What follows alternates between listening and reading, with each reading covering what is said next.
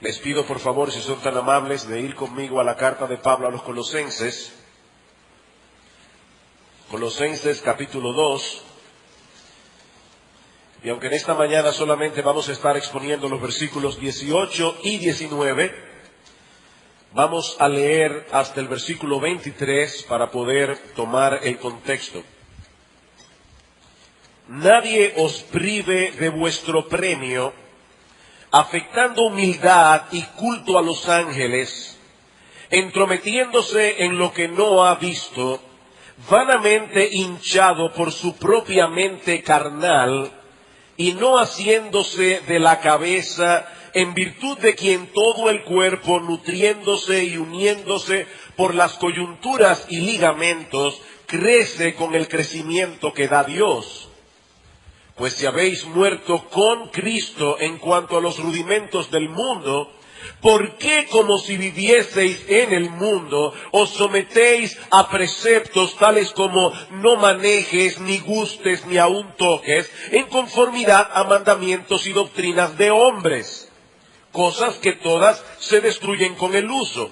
Tales cosas tienen a la verdad cierta reputación de sabiduría en culto voluntario, en humildad y en duro trato del cuerpo, pero no tienen valor alguno contra los apetitos de la carne.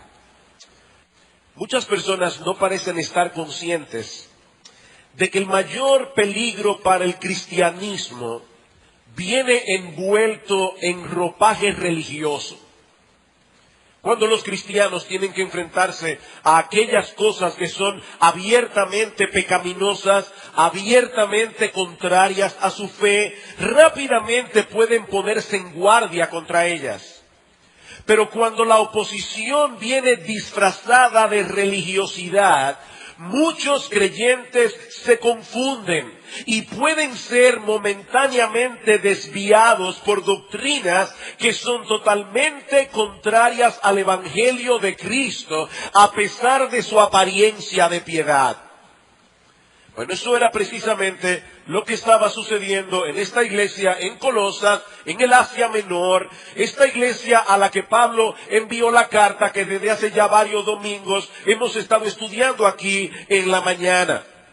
Algunos falsos maestros estaban tratando de convencer a estos creyentes de que la salvación que habían recibido por medio de la fe en Cristo era una salvación incompleta.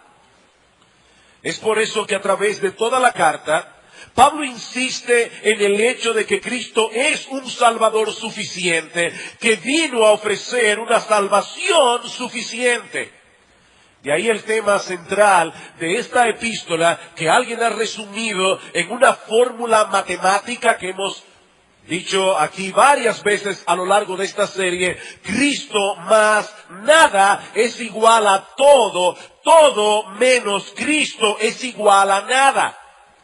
Ahora es en esta sección del capítulo 2 que nosotros comenzamos a estudiar hace ya unas semanas atrás, en la que Pablo aborda directamente las falsas enseñanzas, las herejías a las que estos cristianos estaban siendo expuestos.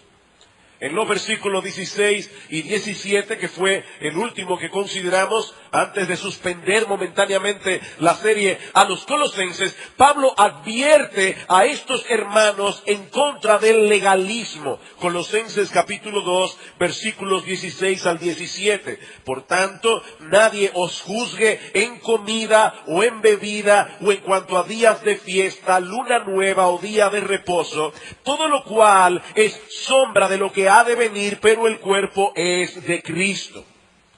Mis hermanos, más adelante nosotros vamos a volver sobre este pasaje para considerar el tema del día de reposo que se menciona aquí y su conexión con el día del Señor.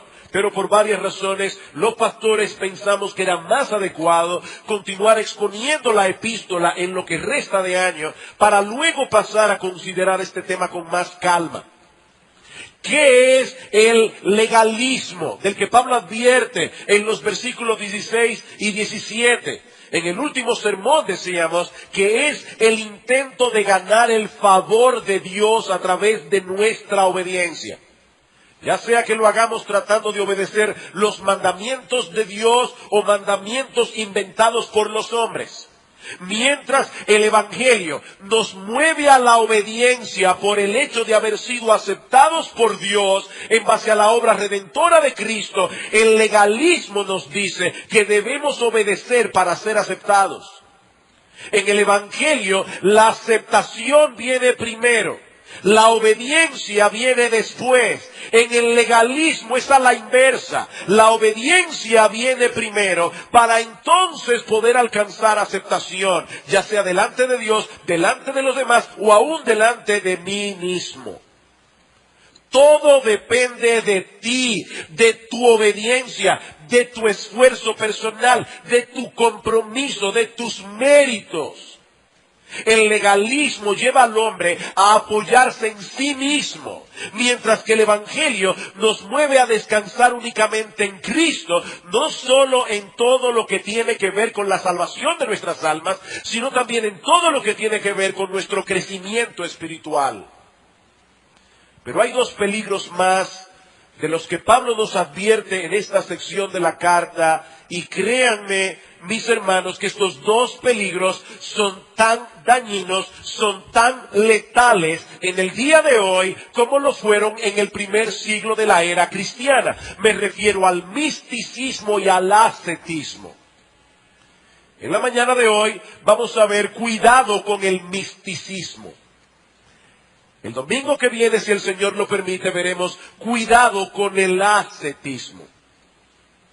¿Qué es el misticismo?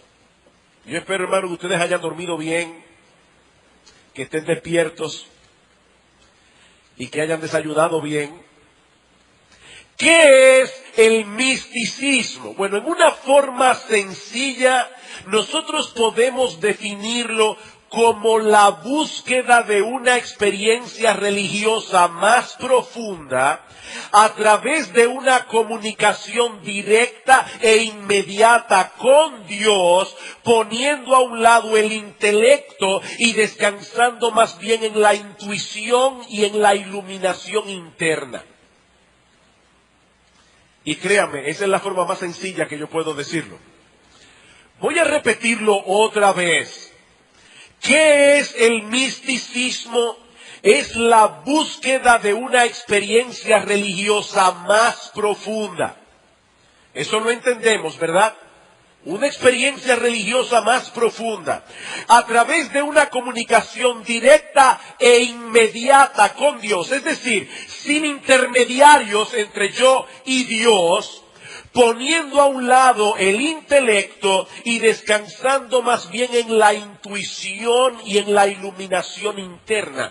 Un texto favorito de los místicos es Juan capítulo 1 versículo 9. Allí dice el Evangelio: aquella luz verdadera que alumbra a todo hombre venía a este mundo. Ellos dicen: hay una luz verdadera de Dios en todo hombre, y por tanto lo que nosotros debemos hacer es buscar esta luz dentro de nosotros, es buscar esta luz interior. Es de esa manera que nosotros nos conectamos con Dios.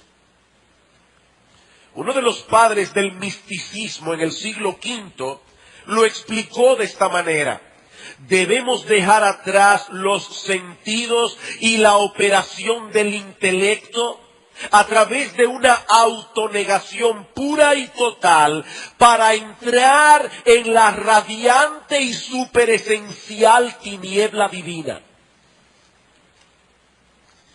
¿Lo quieren ver de otra manera? Este mismo místico dice que cuando el espíritu se despoja de todo lo que ve, penetra en las misteriosas tinieblas del no saber, o sea, de la ignorancia. Allí, renunciando a todo lo que pueda la mente concebir, abismado totalmente en lo que no percibe ni comprende, se abandona por completo en aquel que está más allá de todo ser. Si todavía no lo entendieron, escuchen a un místico contemporáneo. Este se llama Vladimir Lossky. Murió apenas en el 1958. Él dice: Es necesario renunciar tanto a los sentidos como a toda labor de la razón. Hay que renunciar al intelecto. Todo aquello que pueda ser conocido por los sentidos del entendimiento para que podamos ser capaces de unirnos en perfecta ignorancia con aquel que trasciende todo ser y todo conocimiento. Noten, mis hermanos, cómo estos dos místicos, uno del siglo V y uno del siglo XX, insisten en lo mismo. Debemos tratar de alcanzar una unión mística con Dios, dejando a un lado el intelecto y la razón. Es por eso que los místicos recurren al uso de mantras, muchas veces, no siempre. ¿Qué son los mantras? La repetición de una palabra, de una frase, de una sílaba, incluso de sonidos. ¿Para qué? Para vaciar la mente de todo pensamiento concreto y así tener una experiencia mística con Dios. Que como bien ha dicho alguien, en el mejor de los casos no es otra cosa que un trance autohipnótico y en el peor de los casos una experiencia demoníaca. Recuerdo cuando era adolescente, antes de ser creyente, leía los discursos de un señor que había sido antes teósofo, porque se creía que él era la reencarnación de no sé quién, y este individuo se dio cuenta de la tontería que él mismo estaba promoviendo. Se llama Jiddu Krishnamurti. Y Krishnamurti decía, cuando tú usas este tipo de mantra, este tipo de repetición, por supuesto que encuentras paz. Y él decía, puedes usar cualquier palabra, no tiene que ser una palabra muy intrincada, puede ser hasta Coca-Cola. Si tú fijas tu mente en un punto y comienzas a pensar Coca-Cola, Coca-Cola, Coca-Cola, te vas a olvidar que debes la luz, que debes la casa, el teléfono. Tu mente está en blanco. Y eso es exactamente lo que estas personas promueven. Queridos hermanos, la Biblia enseña claramente que ningún hombre puede acercarse a Dios de manera directa o inmediata como pretenden los místicos. Nosotros necesitamos un mediador para poder acercarnos a Dios, y ese mediador no es otro que el mismo Hijo de Dios, la persona del Señor Jesucristo. 1 Timoteo capítulo 2 versículo 5. Hay un solo Dios, hay un solo mediador entre Dios y los hombres. Es por eso que cuando nosotros oramos a Dios, debemos hacerlo en el nombre de Cristo. Ahora, tomando en cuenta el tema que estamos predicando aquí, decir al final de la oración en el nombre de Cristo no es un mantra. No es que si yo vengo delante de Dios y al final de lo que le pido digo las palabras mágicas, que ahora en vez de abracadabra es en el nombre de Cristo, esa oración va a ser concedida. No, cuando yo oro en el nombre de Cristo, lo que eso significa es que yo voy delante de Dios no en mi propio nombre, porque en mi propio nombre yo no tengo cuentas en el reino de los cielos. Es Cristo el que lo merece todo y yo vengo delante del Padre en su nombre. No es un mantra. No es una palabra milagrosa. Es ir a Dios con la conciencia de que yo no merezco nada, pero Cristo lo merece todo y yo vengo delante del Señor en su nombre. Ahora, no solamente yo necesito un mediador cuando yo me acerco a Dios en oración, sino que también yo necesito un intermediario para que Dios me hable. En el día de hoy, Dios nos habla a través de la palabra escrita. Ahora, lo interesante es que Cristo sigue siendo el mediador de esa palabra. ¿Qué dice en Hebreos capítulo 1, versículos 1 y 2? Dios, en el pasado, nos habló de muchas maneras, de muchas formas. Habló a los padres por los profetas, pero en estos postreros días nos ha hablado por el Hijo. El Hijo, Él es el último que nos ha revelado la última revelación de la palabra de Dios. Ahora, hermanos, piensen esto. Si Dios se comunica al hombre a través de una revelación escrita, la Biblia, es obvio que nuestro intelecto juega un papel de suprema importancia en nuestra relación con Él, ya que es por medio de la razón, es por medio del intelecto, es por medio del entendimiento que yo puedo comprender la Biblia, la revelación escrita de Dios. Por eso el Señor en Mateo 22, cuando le preguntaron cuál es el mandamiento más importante de la ley, Él dijo claramente, el mandamiento más importante de la ley es: amarás al Señor tu Dios con todo tu corazón, con toda tu alma, con todas tus fuerzas, con toda tu mente.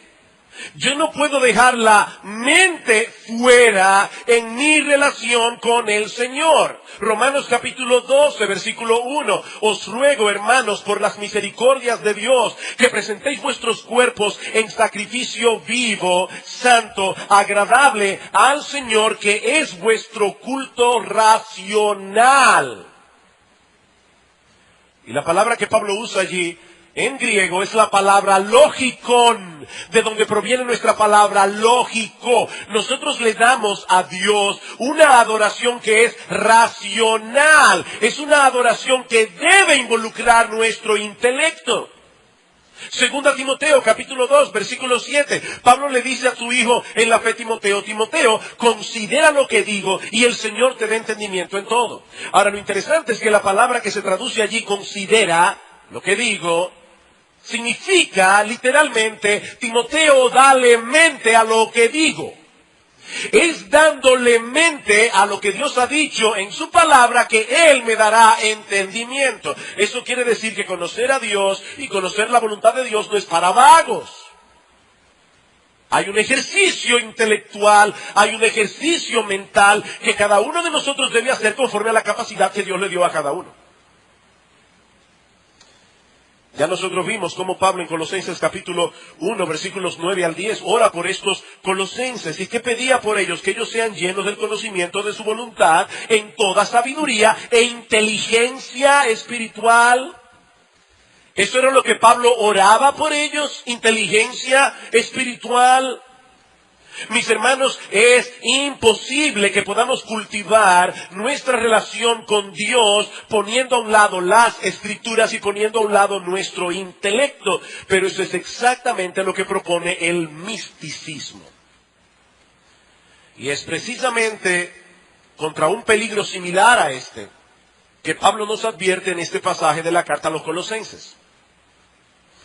Estos falsos maestros pretendían haber alcanzado una unión mística con Dios que estos cristianos de Colosas desconocían. Vean una vez más el versículo 18. Nadie os prive de vuestro premio. Esa frase puede ser traducida también: que nadie los descalifique, que nadie los condene. Hace referencia a la decisión negativa de un árbitro que descalifica a uno de los competidores por no haber seguido adecuadamente las reglas de juego. Tal parece que estos falsos maestros estaban descalificando a los creyentes en Colosas porque ellos no experimentaban el mismo tipo de experiencia religiosa que ellos decían tener. Ustedes necesitan algo más que el simple cristianismo. Ustedes necesitan algo más profundo, más espiritual. Ahora, lo sorprendente de todo esto es que la postura de estos individuos, a la vez que se estaban constituyendo en jueces de los demás, porque los estaban descalificando, ustedes no están calificados religiosamente, a la vez que ellos mismos se estaban colocando en una posición superior a la de estos hermanos en Colosas, al mismo tiempo todo eso era disfrazado de humildad, de una profunda humildad. Dice Pablo: nadie os prive de vuestro premio, afectando humildad y culto a los ángeles. Más adelante en el versículo 23, que no vamos a ver en el día de hoy, dice: tales cosas tienen a la verdad cierta reputación de sabiduría, en culto voluntario, en humildad y en duro trato del cuerpo. Por eso algunas personas, algunos comentaristas sugieren que muchos de estos místicos, de estos individuos, practicaban largos ayunos y pocas horas de dormir, preparándose a sí mismo para ver visiones. Y por supuesto, una persona que está comiendo mal y que no está durmiendo bien, ve lo que sea. Ahora, no está muy claro en el pasaje qué relación tenía la supuesta humildad de estos hombres y el culto a los ángeles. Porque Pablo dice: afectando humildad y culto a los ángeles. Ahora, es probable que su enseñanza fuera algo como esto: Dios es tan sublime, Dios es tan trascendente, y yo soy tan indigno, yo soy tan pequeño, que en vez de llegar directamente a Él, yo prefiero llegar por medio de los ángeles. Suena humilde, ¿verdad? Imagínate, ¿cómo un hombre como yo va a acercarse directamente a Dios? Yo prefiero hacerlo a través de los ángeles. El problema es que la Biblia prohíbe esta práctica. Mis hermanos, vuelvo y repito, la Biblia enseña claramente que hay un solo mediador entre Dios y los hombres, y es Jesucristo. No es nadie más, no es María, no son los santos, no son los ángeles, es únicamente nuestro gran Dios y Salvador, Jesucristo. Y nosotros vemos en el mismo libro de Apocalipsis como el apóstol Juan, en el capítulo 19, los versículos 9 al 10, estaban tan sorprendidos por la visión que este ángel le estaba mostrando, que Juan, en un impulso muy humano, se postró para adorar al ángel. Y el ángel lo tomó y le dijo: mira, no lo hagas, yo soy consiervo tuyo y de tus hermanos los profetas, adora a Dios. Adora a Dios. Sin embargo, y a pesar de todas esas claras advertencias y enseñanzas de la Biblia, el culto a los ángeles no solo no desapareció, sino que parece estar más vivo que nunca en estos días. A juzgar por algunos de los títulos que ustedes pueden ver en cualquiera de nuestras librerías. Solo por curiosidad, esta semana me metí en Amazon y puse ángeles. Me salieron algunos títulos interesantes. ¿Cómo hablar con sus ángeles? Otro: ángeles guardianes y guías espirituales, contacte la ayuda celestial. Eso parece como llame al 809. Otro: guía diaria de sus ángeles, 365 mensajes de los ángeles para aliviar, sanar y abrir su corazón. Otro: sánese con los ángeles. Y así por el estilo. Y yo imagino que yo no soy el único aquí a quien le enseñaron de chiquito a orar al ángel de la guarda. Ángel de la guarda, dulce compañía, no me desampares ni de noche ni de día. Eso parece muy inocente. Pero lo que está detrás de eso no es otra cosa que robarle a Cristo su legítimo lugar de preeminencia, y eso no tiene nada de inocente. En esta misma carta, Pablo dice en Colosenses capítulo 1, versículo 16, en Él fueron creadas todas las cosas, las que están en los cielos y las que hay en la tierra, las visibles y las invisibles, sean tronos, sean dominios, sean principados, sean potestades. Todo fue creado por medio de Él y para Él. Cristo es preeminente por encima de todo. ¿Y en qué basaban estos falsos maestros sus prácticas religiosas? Bueno, según ellos, en visiones que ellos habían tenido. Según Pablo, en una mente orgullosa y carnal. Versículo 18. Nadie os prive de vuestro premio, nadie los descalifique, afectando humildad y culto a los ángeles, entrometiéndose en lo que no ha visto, vanamente hinchado por su propia mente carnal. Y aunque la Reina Valera introdujo un no aquí, lo que ese texto dice en el original literalmente es aferrándose a las cosas que ha visto. Ahora, es probable que Pablo esté hablando irónicamente aquí, aferrándose a las cosas que ellos dicen haber visto, y en ese sentido se están entrometiendo en cosas que en realidad no han visto, como dice nuestra versión en español. Ahora, sea que ellos hayan visto algo o no, el punto es que todo esto no era más que el producto de una mente orgullosa y carnal, dice Pablo. Estos individuos pretendían pertenecer a una élite de personas que recibían revelaciones de parte de Dios. Ellos no eran cristianos comunes y corrientes, que aprendían acerca de Dios y acerca de la voluntad de Dios a través de la lectura de la Biblia. No, ellos estaban más allá. Ellos tenían visiones.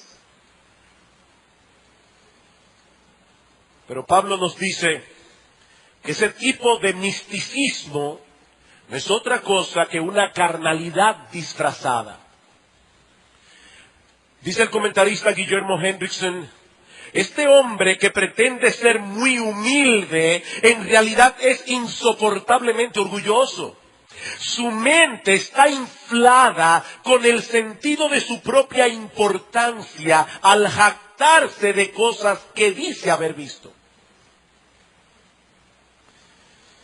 Mis hermanos, el que una persona tenga apariencia de humildad y clame haber tenido algún tipo de experiencia extraordinaria, eso no lo califica para constituirse en un maestro espiritual de los cristianos.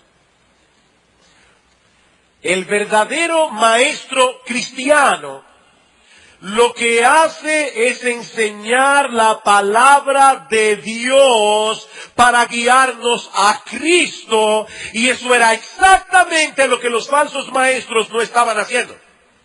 Versículo 19. Ellos están vanamente hinchados por su propia mente carnal y no haciéndose de la cabeza que es Cristo, en virtud de quien todo el cuerpo, nutriéndose y uniéndose por las coyunturas y ligamentos, crece con el crecimiento que da Dios. A final de cuentas, este era el verdadero problema de los falsos maestros de Colosas.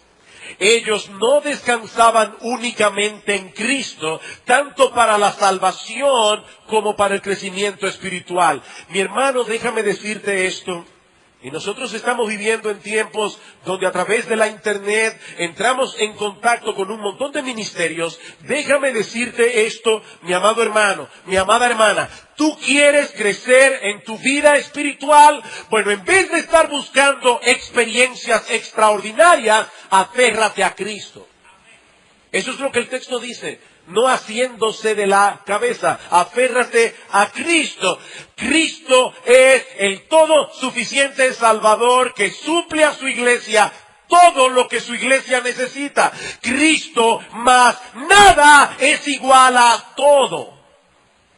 Es en virtud de nuestra unión con Cristo como cabeza, de nuestra dependencia en Cristo, que todo el cuerpo, nutriéndose y uniéndose por las coyunturas y ligamentos, dice en el versículo 19, crece con el crecimiento que da a Dios. ¿Ven ustedes el proceso que Pablo está planteando aquí? Cada creyente debe aferrarse a Cristo, debe alimentarse de Cristo, debe depender enteramente de Él y de lo que Él hizo en la cruz del Calvario. ¿Y qué va a suceder cuando este hermano que se está nutriendo de Cristo entra en contacto con sus hermanos en la fe? Que Él va a traspasarles lo mismo que Él recibe de su Señor, y de esa manera el cuerpo crece con el crecimiento que da Dios.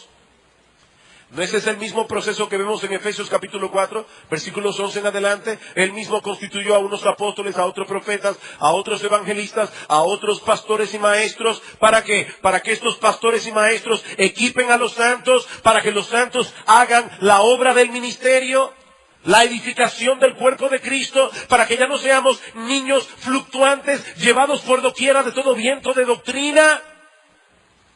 Cada creyente actuando en el cuerpo, en su conexión con otro, como dice en el versículo 16 de Efesios 4, cada uno según el don que ha recibido del Señor. Es de esa manera, mis hermanos, y no a través de experiencias extraordinarias, que el cuerpo crece con el crecimiento que da Dios. Vamos por un momento a Juan capítulo 15.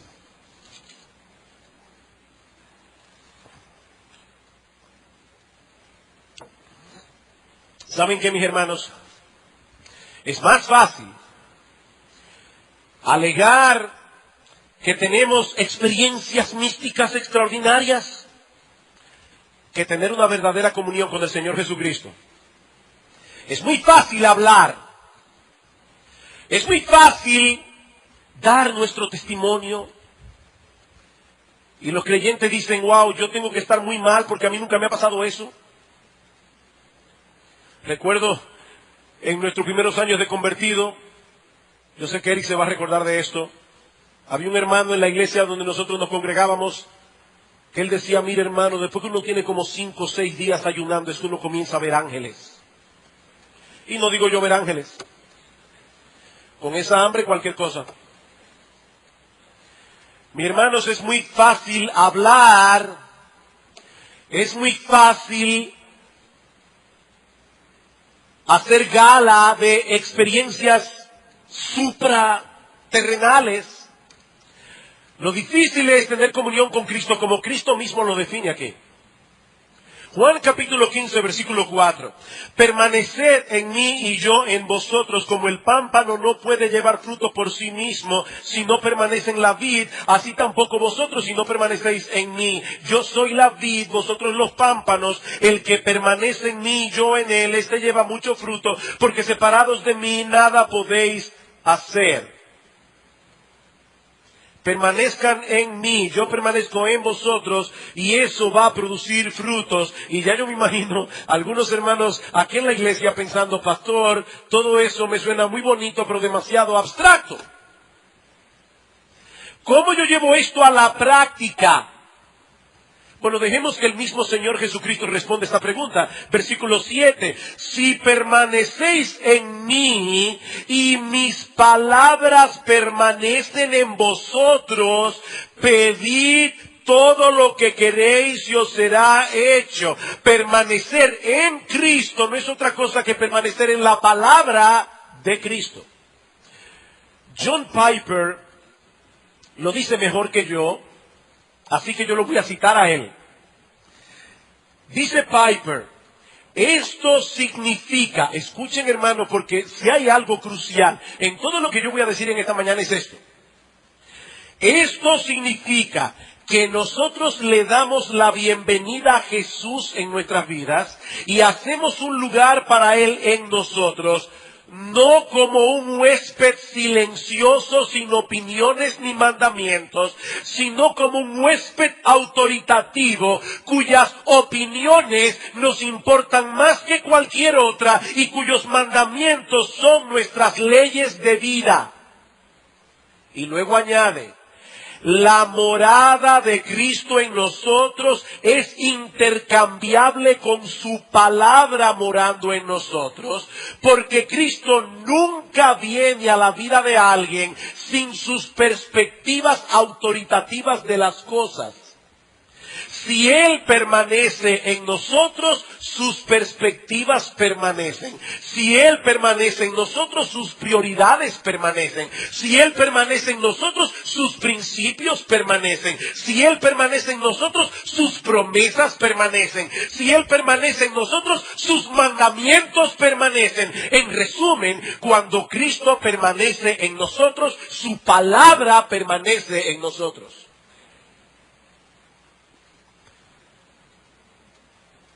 Mis hermanos, cuando nosotros memorizamos la palabra de Dios y al actuar en cada aspecto de nuestras vidas, consultamos esa palabra de Dios, no estamos simplemente tomando en cuenta un código antiguo de conducta. Memorizar la Biblia no es como memorizar el teorema de Pitágoras. No. Nuestro Señor Jesucristo está vivo y su palabra que Él nos dejó es una palabra vida. Permanecer en Él no es otra cosa que interactuar con Él en nuestra vida diaria, tomando en cuenta sus opiniones por medio de su palabra, porque Él sigue pensando hoy exactamente lo mismo que pensaba cuando le inspiró. Es expresar algo como esto constantemente en nuestra vida. Señor, tú dices esto en tu palabra acerca de tal o cual asunto.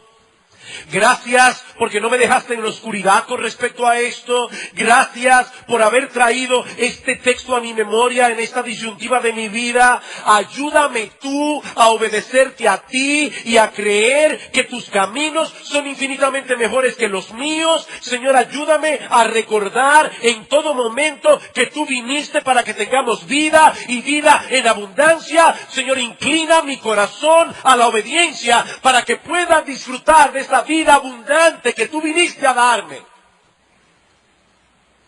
Eso es permanecer en Cristo, tener comunión con Cristo en cada situación de la vida. Eso no tiene nada que ver con una experiencia mística. Eso no tiene nada que ver con entrar en una especie de trance contemplativo que nos desconecta de la realidad. No, mis hermanos, no son visiones lo que necesitamos para tener una vida espiritual más plena y profunda. No es perdernos en las tinieblas divinas por medio de una perfecta ignorancia. No, mis hermanos, lo que nosotros necesitamos es empaparnos de la palabra de Dios, cuyo centro es la persona de Cristo. Eso es exactamente lo que Pablo dice a los colosenses más adelante en el capítulo 3, versículo 16. La palabra de Cristo more en abundancia en vosotros, enseñándoos y exhortándoos unos a otros en toda sabiduría, cantando con gracia en vuestros corazones al Señor, con salmos, con himnos y cánticos espirituales. Vayan conmigo un momentito a 2 Corintios, capítulo 3.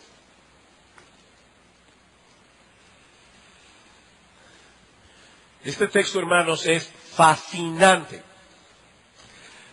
Pero es un texto complejo, así que déjenme darles el contexto antes de leer el texto. Pablo está hablando aquí comparando el antiguo pacto revelado a través de Moisés con el nuevo pacto que Cristo vino a traer. Recuerden que cuando Moisés subió al monte y estuvo 40 días en la presencia de Dios, cuando él bajó, su rostro brillaba de tal manera que Moisés tuvo que ponerse un velo porque los hijos de Israel estaban asustados. El apóstol Pablo toma esa imagen de Moisés con un velo y dice Pablo, todavía al día de hoy, cuando los judíos leen el antiguo pacto, leen el Antiguo Testamento, tienen ese velo delante de sus ojos y precisamente por eso ellos pueden leer el Antiguo Testamento cuyo tema central es Cristo y aún así no ver a Cristo. Pero ahora, dice Pablo, versículo 16, pero cuando se conviertan al Señor, el velo se quitará. Ellos van a poder ver a Cristo en las páginas del Antiguo Testamento como fue la intención de Dios. Versículo 17, porque el Señor es el Espíritu y donde está el Espíritu del Señor allí hay libertad. Por tanto, nosotros todos mirando a cara descubierta, ya no tenemos un velo, mirando a cara descubierta como en un espejo la gloria del Señor, somos transformados de gloria en gloria en la misma imagen como por el Espíritu del Señor. ¿De qué está hablando Pablo ahí? Que ahora nosotros que sí tenemos el entendimiento correcto, porque el Señor, el Espíritu Santo, abrió nuestros ojos, podemos ver a Cristo en la Escritura. El espejo del que Pablo está hablando allí. Recuerden que los espejos en aquella época no eran como los de ahora, donde usted se ve perfectamente, era bronce bruñido, la imagen no era tan clara. Pablo dice, nosotros ahora podemos, en esta Biblia, podemos aún leer el antiguo pacto sin el velo y ver ver a Cristo en la Biblia, y en la misma medida en que nosotros contemplamos a Cristo en la Biblia, somos transformados por el Espíritu de Dios de gloria en gloria, cada vez más parecidos al glorioso Señor y Salvador. ¿Pero cómo? A través de la Biblia. Por eso alguien decía que cuando nosotros venimos a la iglesia debemos quitarnos el sombrero, pero no la cabeza. Debemos quitarnos el sombrero, no la cabeza. Nosotros nos acercamos a Dios y tenemos comunión con Él por medio de su verdad revelada. Y su palabra se entiende con el intelecto. Desde allí, esa palabra debe gobernar todo nuestro ser, incluyendo nuestra voluntad, incluyendo nuestras emociones. De manera, mis hermanos, que el misticismo no solo es una forma equivocada de relacionarnos con Dios. Es una práctica peligrosa que nos aleja de Él y que impide nuestro crecimiento espiritual. Lo triste de todo esto es que esto sigue siendo una plaga aún en muchas iglesias evangélicas en el día de hoy. Mis hermanos, me preocupa, me duele ver cómo muchos que profesan ser cristianos están practicando una especie de misticismo evangélico sin darse cuenta. En la misma medida en que el estudio de la palabra de Dios decae en las iglesias y la manipulación emocional aumenta, en esa misma medida los creyentes comienzan a sustituir la verdadera comunión con Dios por una experiencia mística que embota nuestro entendimiento y produce la sensación engañosa de haber estado en contacto con el Dios del universo. El Señor Jesucristo dijo claramente en Juan capítulo 4 que los verdaderos adoradores adoran a Dios en espíritu y en verdad. Donde el espíritu no está involucrado, allí no hay adoración. Pero lo mismo podemos decir cuando la verdad no ocupa un lugar central. Pensemos un momento en el tipo de alabanza que se usa en muchas iglesias hoy día. Y Dios sabe que yo no estoy diciendo esto por el simple hecho de criticar lo que otros hacen. Le decía a uno de los pastores, normalmente cuando yo predico en la iglesia, yo no estoy consciente de que esto va a salir por la internet y de que otros lo van a escuchar, pero esta vez estoy muy consciente de eso y aún estoy orando porque yo no sé a dónde puede llegar este mensaje. No, yo no estoy diciendo esto por el simple ánimo de criticar, sino para dar una voz de alerta sobre una práctica que yo creo que está haciendo un daño enorme en ciertos contextos eclesiásticos. Pablo dice en Colosenses capítulo 3, versículo 16, que acabamos de citar, que los himnos y cánticos espirituales que cantamos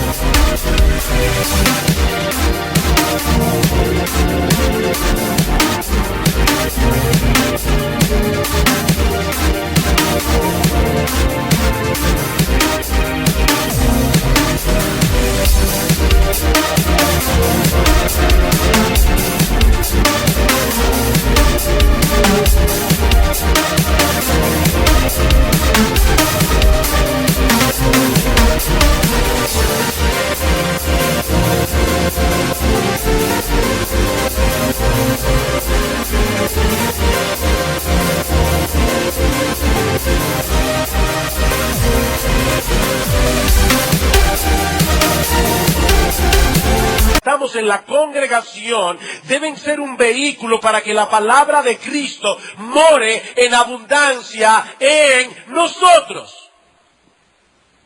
Pero muchas iglesias han desechado casi por completo los himnos con un serio y profundo contenido bíblico y lo han sustituido por breves coros de 4 o 5 líneas de contenido muy vago, de contenido muy superficial, que se repiten una y otra vez, una y otra vez, una y otra vez.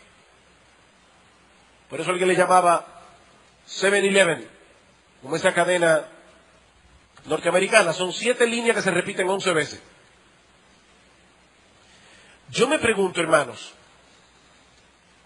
¿acaso no tendrán el mismo efecto que los mantras en el yoga y en las religiones orientales?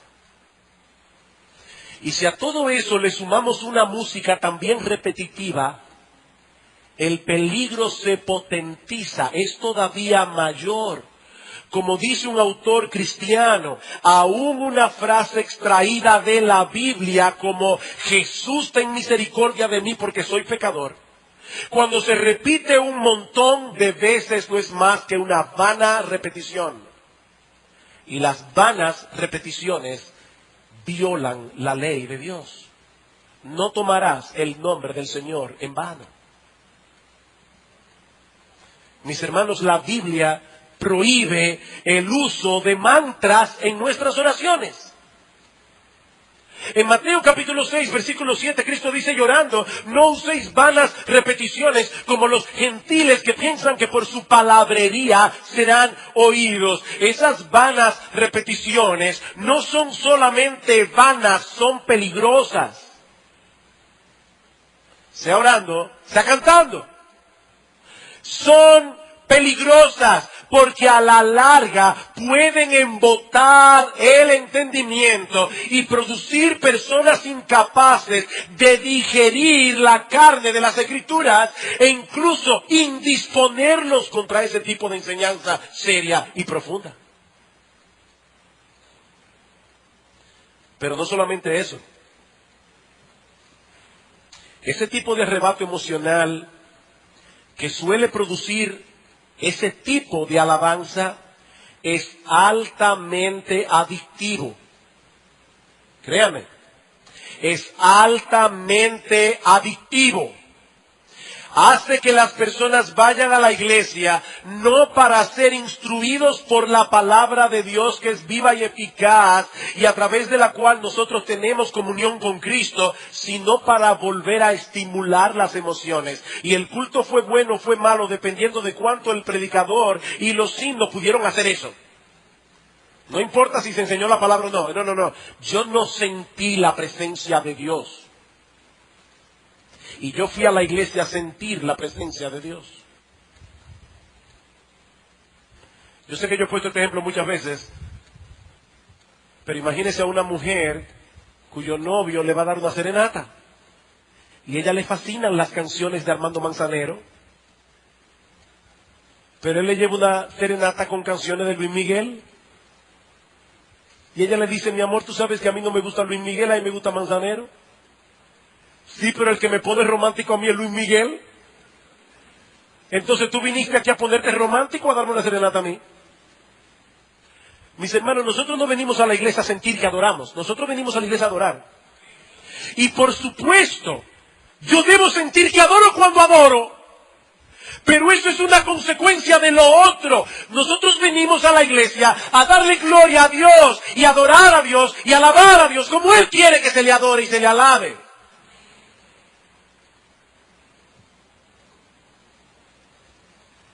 Estoy diciendo con esto que en nuestra comunión con Dios las emociones no juegan ningún papel. Por supuesto que no. Y las personas que me conocen saben que yo soy muy emotivo. No, yo no estoy diciendo eso. Solo basta con leer los salmos para convencernos de que la relación del creyente con Dios puede llegar a alcanzar niveles emocionales muy intensos. Pero esas emociones son producidas por el entendimiento de quién es Dios, por el entendimiento de lo que Él ha hecho por nosotros en Cristo, no porque se ha preparado un ambiente propicio para que se produzca ese tipo de respuesta emocional. ¿Por qué nos emocionamos al cantar ante el trono celestial? Que por cierto no es un himno nuevo. La autora de este himno, Charity Bancroft, vivió entre el 1841 y 1923. Ahora, ¿por qué nos emocionamos cantando este himno? Por las verdades evangélicas que expresa. Ante el trono celestial, Él intercede hoy por mí. Gran sacerdote es Jesús, quien por siempre vivirá. Y en sus manos por su amor, mi nombre ya grabado está. Y mientras en el cielo Él esté, nada de Él me apartará. Cuando he caído en tentación y de sentir condenación, mirando al cielo encontraré al inocente quien murió. Y por su muerte el Salvador ya mi pecado perdonó, pues Dios, el justo, aceptó su sacrificio hecho por mí. He ahí el Cordero Redentor, quien al morir resucitó, el inmutable gran yo soy, el Rey de gloria y majestad. Unido a Él no moriré, pues con su sangre me compró. Mi vida escondida está en Cristo Dios y Salvador. A eso yo sí puedo decir amén. Queridos hermanos, y con esto ya concluyo, lo opuesto al misticismo no es una frialdad cerebral. Yo voy a repetir eso y subrayo. Lo opuesto al misticismo no es una frialdad cerebral, sino una verdadera, deleitosa y profunda comunión con Cristo. Eso es lo que Pablo está planteando aquí. Es precisamente por eso que el misticismo es tan dañino y tan peligroso, porque impide el desarrollo de ese tipo de comunión con nuestro Salvador, a la vez que produce la sensación engañosa de intimidad con Él. Mis hermanos, que el Señor como iglesia nos ayude a empaparnos cada vez más de su palabra, pero no como un mero ejercicio intelectual, sino como un vehículo para permanecer en Cristo, descansando conscientemente en su obra de salvación, procurando conscientemente hacer su voluntad para poder disfrutar de la vida abundante que Él compró para nosotros en la cruz del Calvario. Y si tú estás aquí sin Cristo, solo quiero decirte, mi amigo, que no...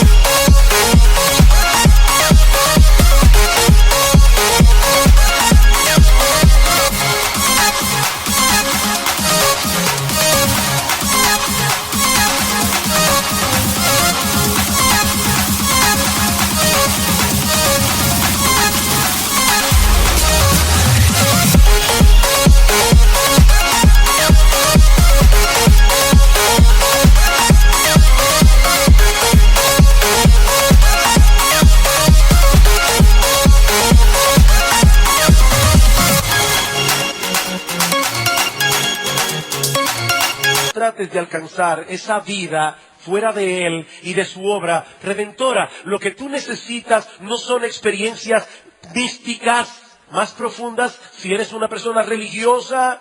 Lo que tú necesitas no son fuertes experiencias sensoriales si eres el tipo de persona que vive de espaldas a la religión. No, lo que tú necesitas es reconciliarte con Dios, al cual tú has ofendido por causa de tus pecados.